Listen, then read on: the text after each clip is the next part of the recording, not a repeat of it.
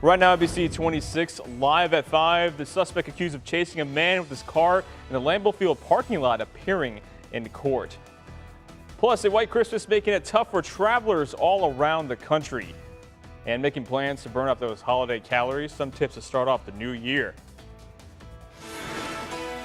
We begin with NBC 26 follow-up. The suspect who police say caused a disturbance at Lambeau Field Friday appeared in court today. Our Matt Jarko was there. He's live in studio with the latest. Matt.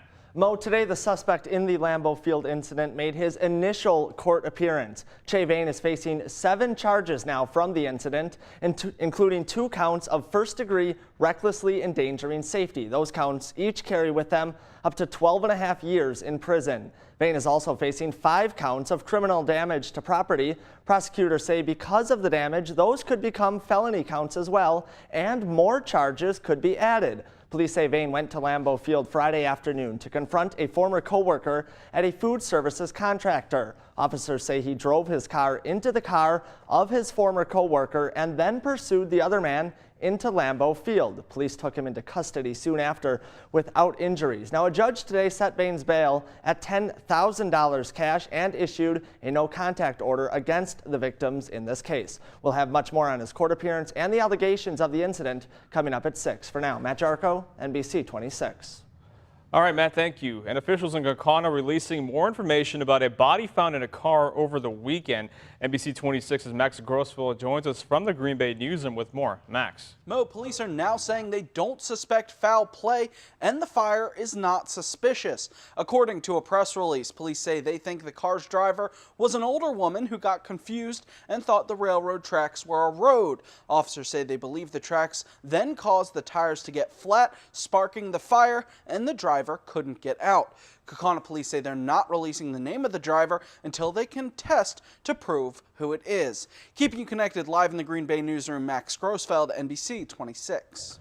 All right, thank you so much, Max. And now a 25-year-old Appleton man is in custody after a pursuit by police exceeding speeds of 100 miles per hour in Fond du Lac County in a stolen vehicle. Now, it happened on I-41 southbound early Christmas morning. A deputy first tried to stop the car with stop sticks near County Road B. The suspect continued the chase into Dodge County. Another set of stop sticks were displaced there as well. Once again, the suspect continued traveling south into Washington County. With the help of their deputies, they were able to stop the driver. Fond du Lac and Washington County are both investigating at the moment. Well, bitterly cold temperatures out there across northeast Wisconsin. Meteorologist Michael Fish has a look at your first forecast. Fish. Oh, Mo, I mean, it's not even January yet, and it's still bitterly cold. These are your current temperatures right now. It's 4 below in Green Bay, so these aren't even wind chills. 5 below Wautoma and close to 10 below in Antigo. You get the picture. It's still very cold, and so are these wind chills. Feels like almost 20 below in Green Bay, same with Appleton, and 13 below in Fond du Lac. Now, the forecast wind chills throughout the night, we're going to keep them that way. Very cold by 4:30 in the morning. See 20 to even 30 below wind chills, but by tomorrow afternoon, it improves just a little bit to around 10 below. And that's the kind of improvement that we're dealing with. So weather alert, the wind chill advisory is still in effect until noon tomorrow. Mo, we'll talk about when we get rid of a little bit of this cold air and when it could start snowing coming up. All right, Fish, thank you so much. Well, northeast Wisconsin isn't the only place getting hit hard with snow. It's a rough day for people traveling all across the country on the road and in the air. Here's NBC's Ron Allen. A blanket of snow for much of the nation's midsection, and a white Christmas from Chicago to Seattle to Boston, its first in 14 years. The storm perhaps nearly causing a disaster, a JetBlue plane sliding off a taxiway shortly after landing at Boston's Logan Airport late Monday. The passengers aboard Flight 50 from Savannah safely taken by bus to the terminal. In a statement, JetBlue said no injuries have been reported at this time. Earlier on Christmas, Logan closing runways and grounding flights temporarily because of zero visibility, crews unable to clear the falling snow. Winter Storm Ethan pounding the region, with reports of thunder snow in the Northeast and rare blizzard warnings in Maine and New Hampshire. The roads are a little rough, but I don't remember the last time we had a white Christmas. Some of the roughest conditions along the coast, winds gusting up to 65 miles per hour on Cape Cod and the islands. As many as 6,000 homes left without power. In parts of Pennsylvania, that familiar winter wallop, lake effect snow, blanketing Erie County, drifting snow covering the roads, reducing visibility, making driving treacherous. Scattered accidents and spinouts reported across the country, with some vehicles sliding off the roads. I hope everybody's where they're supposed to be already. Less people on the road, the better.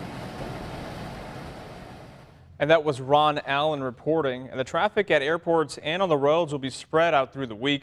Now, a lot of the snow is gone, but the temperature is still plummeting. And back here at home with the frigid temperatures, some places in the Green Bay area will be closed because of the wind chill advisory. Aaron's Hill, 46 below, and ice skating will be closed today. They are scheduled, though, to reopen tomorrow at 10 o'clock in the morning. The WPS Garden of Lights has also been canceled today and tomorrow. As of now, Thursday through Saturday showings are still going on. NBC 26 will keep you updated on any changes as we do get them. Doctors say these cold temperatures can have a negative impact on your skin. If people aren't properly dressed when they go out, the wind chills can sting the body, eventually causing frostbite or even frostnip. Within the matter of 10 to 15 minutes, doctors say if you feel a problem coming on, try to get inside immediately.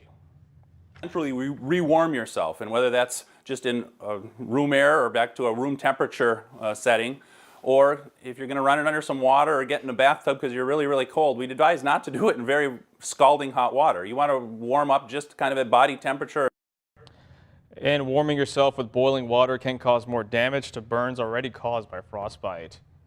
A combination of holiday travel, shopping, and cold temperatures are leading to fewer blood donations.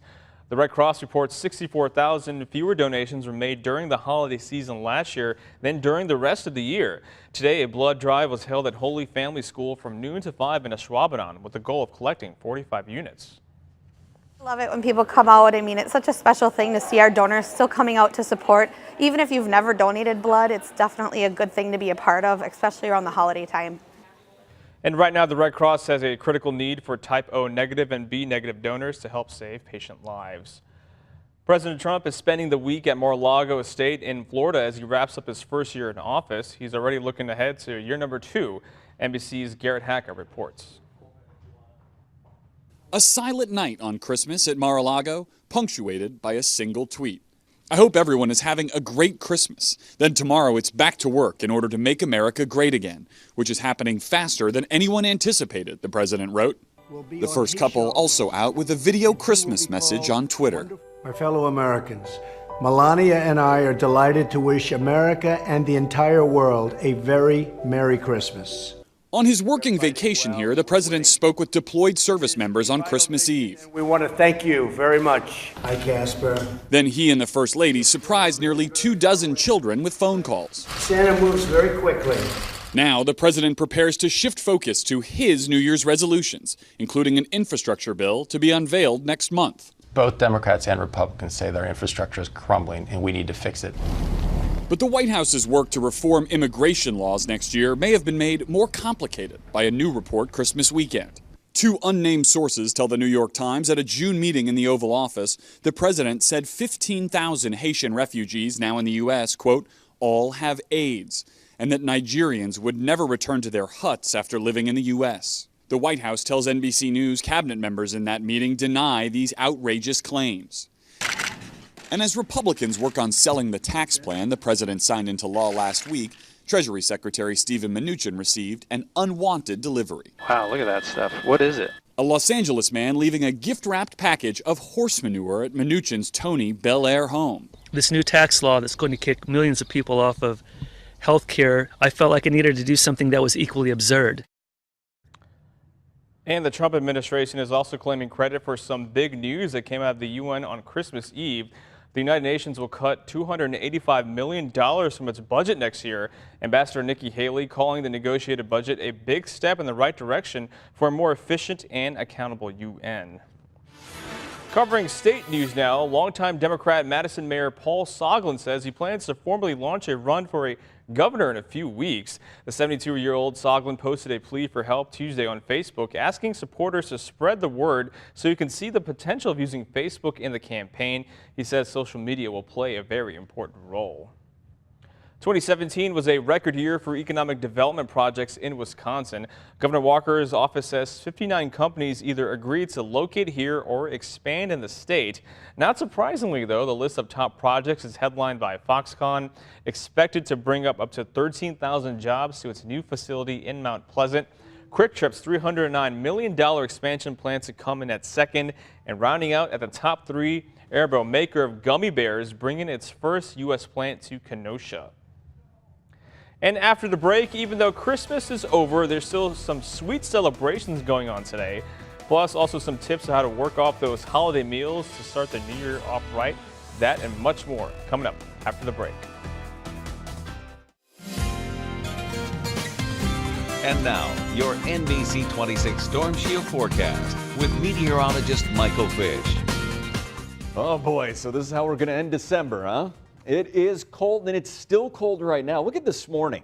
11 below in Green Bay for a low. 19 below in Antigo. So the cars were struggling to start if they were sitting outside. 9 below was the low in Oshkosh and Appleton. And guess what? We're going to do this again tonight. So current temperature right now, 4 below in Green Bay. The winds aren't that bad, but when it's that cold, you don't need much of a wind to give you a wind chill of 19 below. That's what it feels like right now in Green Bay. Look at pretty much everybody below 0 besides Fond du Lac. Oh, lucky you. It's 0 there. 2 below Kewaunee, 4 below Menominee. You get the picture. It's cold out. Sure, we've seen colder air than this, but still, you definitely can tell when you go outside, it feels like the dead of winter. With wind chills, currently this is what it feels like in Appleton, 19 below, 18 below Oconto. It feels like 26 below in Antigo right now. So the wind chills are still, I guess I'll call it dangerously cold if you're outside for any length of time. Forecast wind chills going on through the night. Here's a look at 11 o'clock at night. And then by 5 o'clock tomorrow morning, maybe if you're still stepping out the door to work, 22 below. That's what it's going to feel like in Green Bay, and 28 below in Antigo. But tomorrow does get just a smidge better. By around noon, it's going to feel like 13 below in Green Bay. And then going into the afternoon, just a little bit better, but still pretty much everyone feeling like they're below 0. Because of that, that's why we still have the wind chill advisory in effect until noon tomorrow. So just be aware of that. Still going to be cold. It's not going to be the windiest, but when it's that cold, it doesn't have to be that windy to give you that cold wind chill. 1 below was our high temperature so far in Green Bay, so we didn't even make it above 0. So Canadian high pressure is still in charge. Way out to the west, we do have a weak system on the way, but it really doesn't get here until Thursday. Here's a look at what I'm talking about. Skycast going through the night tonight, completely quiet. Those clear skies going to let all that heat just go right out into any heat that's available, I should say. Tomorrow, a lot of sunshine for you, but I'm calling it false advertising. I know it looks pretty, but it's not going to be pretty outside. Still very cold. Now, as far as tomorrow night, we're going to increase the clouds as the night goes on. Still, it looks like we keep it quiet, but you see this batch of light snow going to be rolling its way on in as we head through Thursday. And notice over Lake Michigan, a little bit of lake enhancement could work its way onshore for those lakefront counties, but going right on through the afternoon and then gradually tapering off as we head through Thursday night. So this is a Thursday event, and right now kind of broad brushing it. So you see around 1 to 3 inches, a little bit less off to the north, maybe to the south, and there could be that little bit of lake enhancement in our lakefront counties. So not a big snow, but with the colder temperatures, it's all not going to work very well. But that's again for Thursday. Tonight, you don't have to worry about that. It's just going to be bitterly cold again. 11 below, wind chills between 15 and 30 below all night long. Tomorrow, 4. That's it for a high. Very cold, wind chills 10 to 25 below. They get a little bit better in the afternoon, still not the best. And here's a look at your extended forecast. Again, as we go through Thursday, it looks like snow starts to develop for us. Not a big snowmaker right now. It looks like about 1 to 3 inches, a little bit more by the lake. Friday looking quiet. Mo, every single one of these temperatures on the extended forecast still well below average. So if you're new to Wisconsin or Michigan, welcome. Welcome. This is sometimes what we get, but this is an extended period of the cold temperatures and no relief in sight. Despite the happy holidays, this is how we end December. Yeah, welcome to getting close to the new year. Hope you enjoy it. All right, thank you so much, Fish. Well, after the break, even though Christmas is over, like we just said, there's still some time to celebrate something sweet. That's after the break. Welcome back. Christmas may be over, but plenty of candy canes likely remain at households all across the nation. That's because December 26th is the official National Candy Cane Day. Now, according to legend, candy canes became part of the Christmas centuries ago, starting way back in 1670. Now, as the story goes, the choir master at Germany's Cologne Cathedral used to keep them from keeping kids quiet during the lengthy church services. But of course, to work off those treats, healthy new habits may be on your New Year's resolution list this time around, but sticking to them, that's the hard part. Here's some tips to get you started. If you're looking to develop a new healthy habit for the new year, you need to start with commitment and consistency. Breaking in a new habit can be a challenge, but repetition helps it become the norm. For instance, the first few days at a new gym or morning workout routine can be rough. That's why experts suggest you start with small goals. Take a walk at the same time every day. Extend the time and distance gradually. No one expects you to go in all in one day, and you shouldn't either. If you currently do not have a regular meal schedule, look into changing that. Eating your meals and enjoying healthy snacks at the same time every day can improve your metabolism. That's why it's important not to skip meals to save calories, know your limits, and don't set unreasonable goals.